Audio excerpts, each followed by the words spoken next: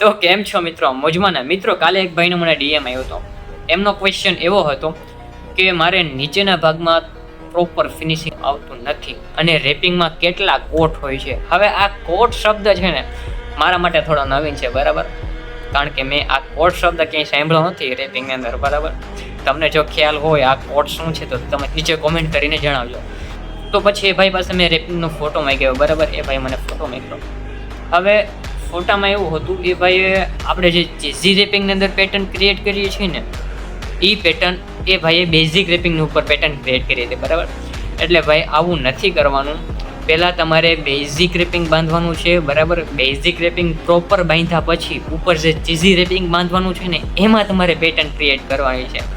હવે ઘણા લોકોને એ નથી ખ્યાલ કે બેઝિક રેપિંગ કોને કહે છે અને ચીઝી રેપિંગ કોને કહે છે, બરાબર?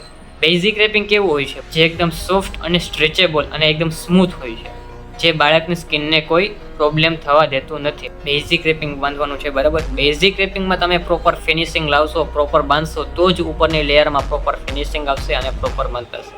હા, એટલે બેઝિક રેપિંગમાં તમારે ડાયરેક્ટ પેટર્ન ક્રિએટ કરવાની નથી. બેઝિક રેપિંગ બાંધવાનું છે અને એમની ઉપર ચીઝી રેપિંગ બાંધવાનું છે અને એમાં તમારે પેટર્ન ક્રિએટ કરવાની છે, બરાબર? તો મિત્રો, તમને પણ ન્યૂબોર્ન બેબીને લગતા કોઈ બી ક્વેશ્ચન હોય તો તમે જરાય મૂંઝાયા વગર આ વિડીયોની અંદર કોમેન્ટ કરી શકો છો, બરાબર?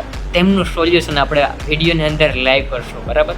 અને હા, તમારા મિત્રો પણ જો કોઈ ફોટોગ્રાફર હોય તેમને આ વિડીયો ફટાફટ સેન્ડ કરી દો, જેથી એમને પણ જાણવા મળે, ખ્યાલ આવે, બરાબર? અને હા, આ પેજને ફોલો કરવાનું તો ભૂલતા જ નહીં, કારણ કે આગળ જતાં તમને બહુ બધું કામ આવવાનું છે. ઓકે, કરજો ફટાફટ ફોલો.